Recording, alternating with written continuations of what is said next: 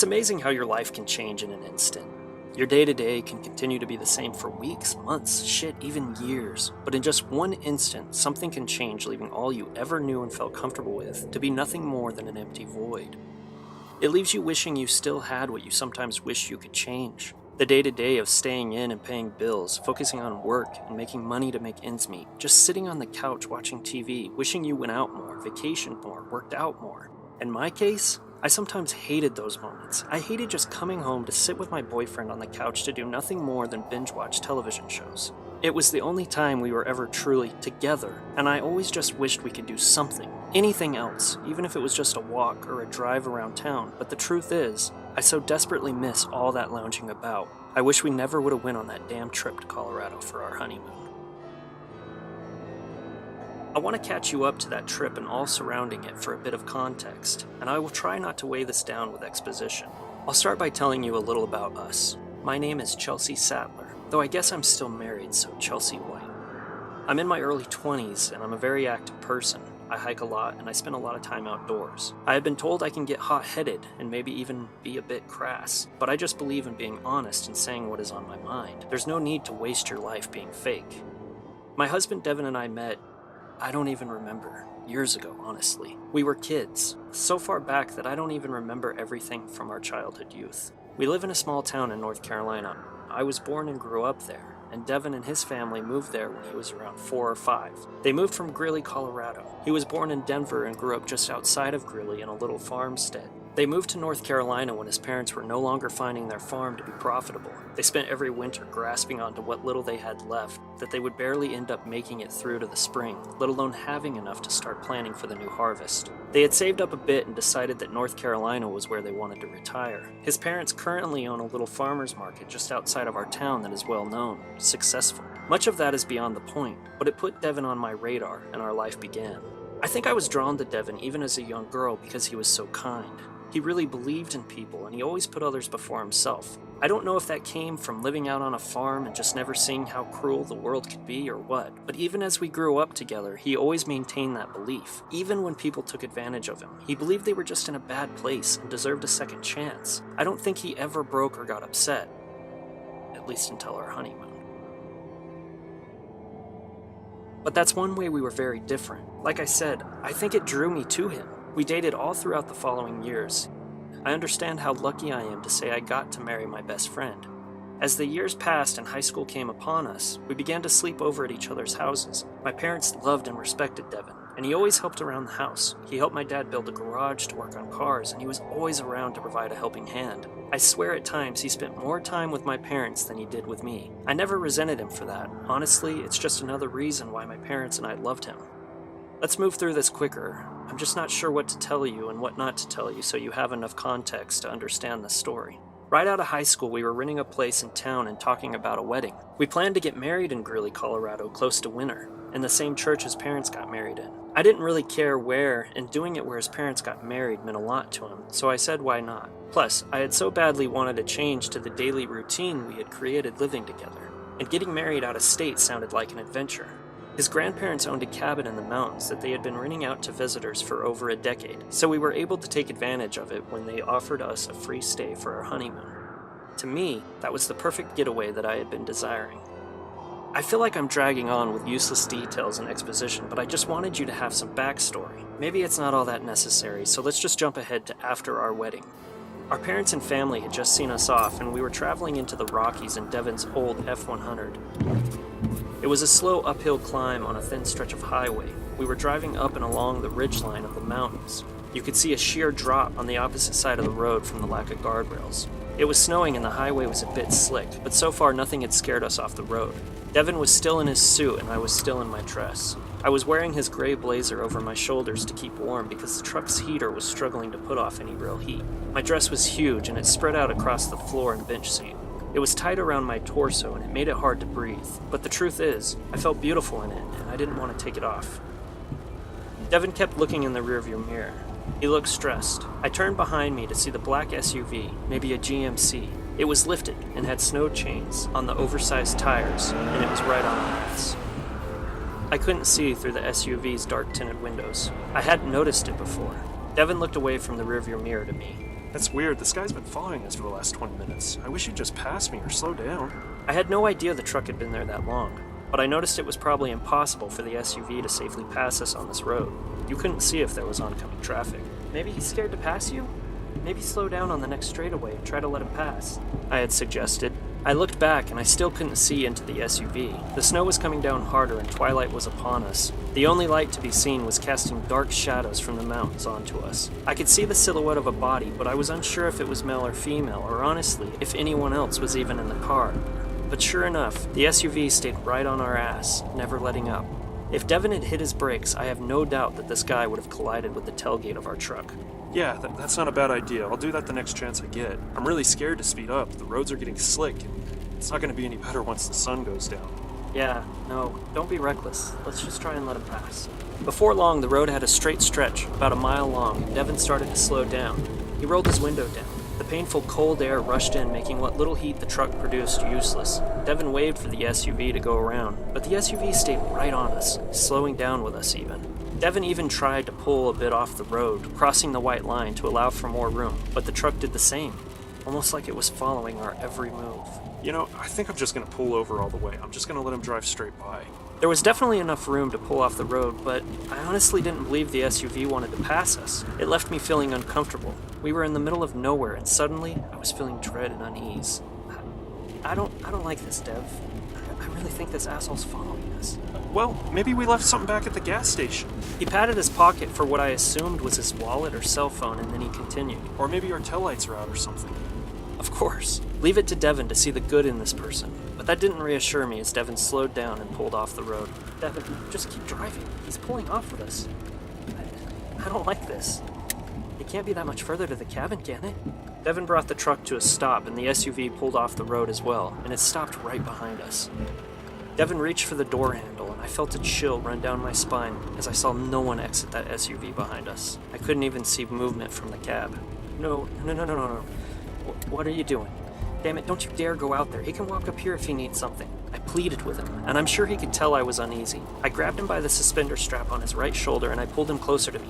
Don't! That was all I said. He looked at me and smiled. I love that smile. That smile that always said not to worry, that it's okay. But right now, I fucking hated that smile.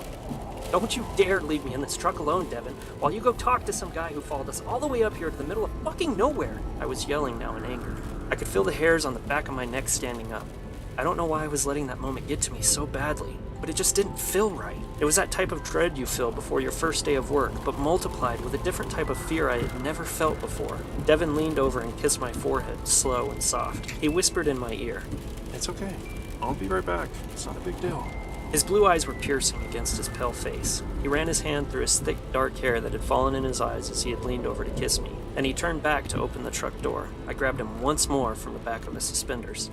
I swear, if this guy's a murderer, I'm going to kill you. I tried to joke, to hide my fear. He laughed a hearty laugh, and he opened his door, and I let him go. Devon stepped out of the truck and struggled to close the door behind him as the wind kept it forced open. The cold air stung as it flew into the cab of the truck. I hugged Devon's blazer tighter around me. He slammed the door shut, and I watched as the SUV started to back up. Devon had stopped at the end of our truck, and he waved to the SUV with a look of confusion. The SUV was still backing up, and my gut turned over. Now here's the thing. I don't want to say I assume the worst in people. I just watch a lot of news on TV with Devon, and when you do things like that, you realize how shitty people can be in the real world.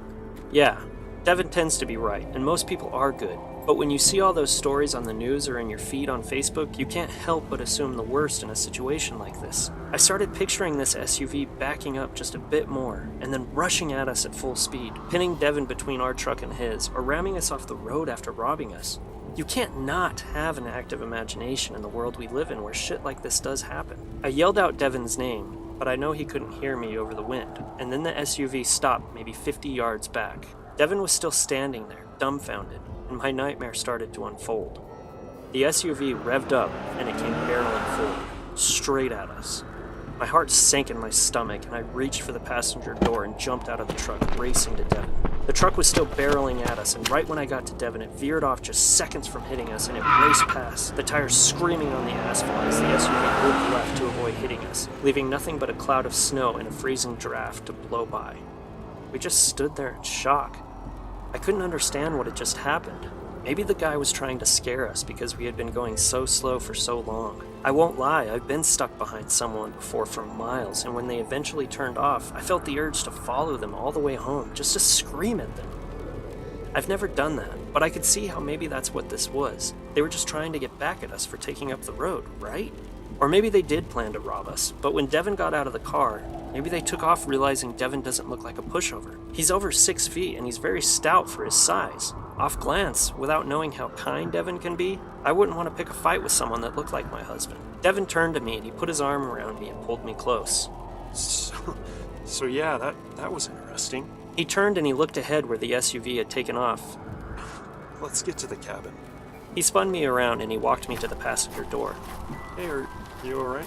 I wasn't sure how I felt because I was still coming down from the adrenaline of being scared that SUV was going to ram us off the damn road. But I faked a smile and said, "Yeah, of course."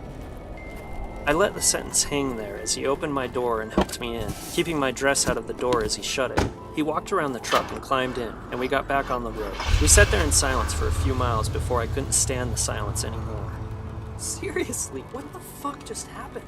Devon didn't turn to me, he kind of just chuckled with a look of shock in his eyes. Babe, I've got no idea. He probably just thought we were someone he knew.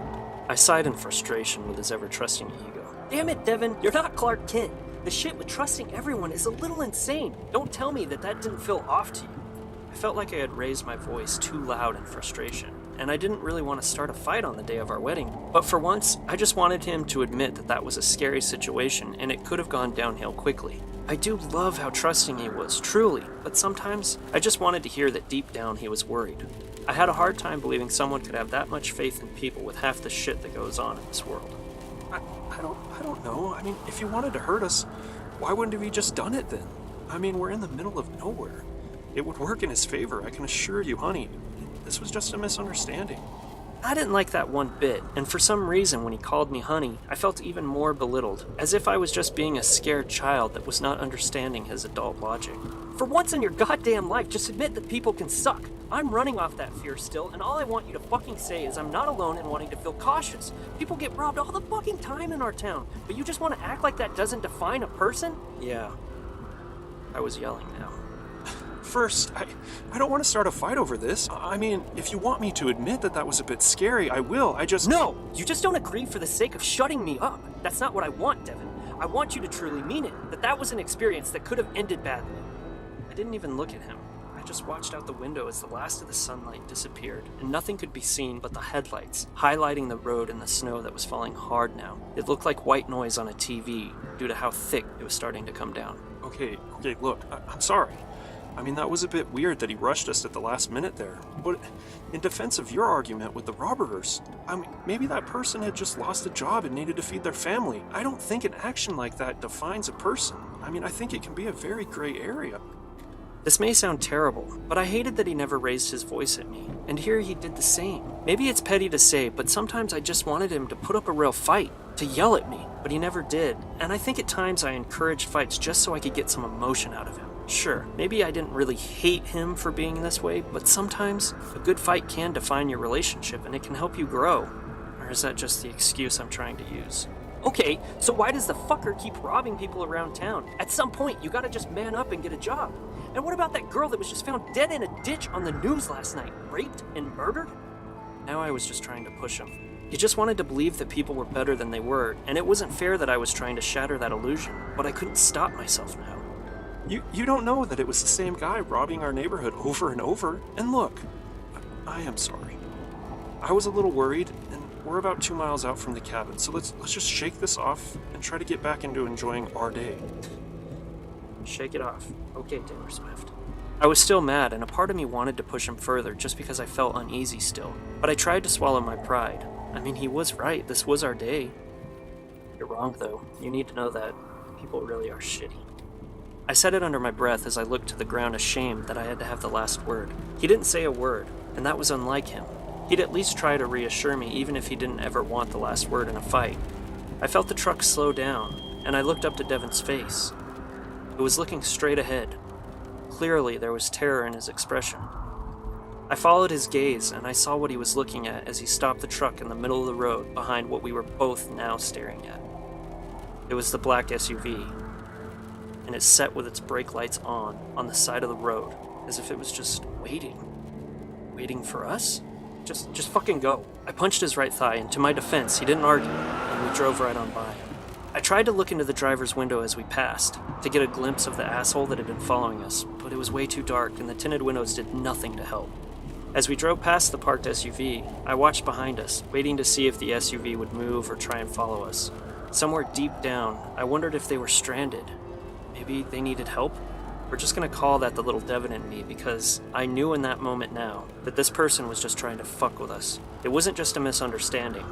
For a while, that SUV stayed parked, but right as we rounded another bend, about to leave the SUV out of sight, I saw it pull out and get back on the road.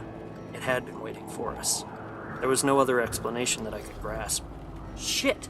He is following us! Devon looked back, and he saw the SUV race around the bend towards us again, the headlights growing as they quickly approached. Devon looked uneasy for the first time. I reached across and placed my hand on his thigh to let him know, even through that dumb fight, that I loved him, and I was here with him. Devon put on a half smile, though his eyes didn't share the same emotion. He put on the gas ever so slightly.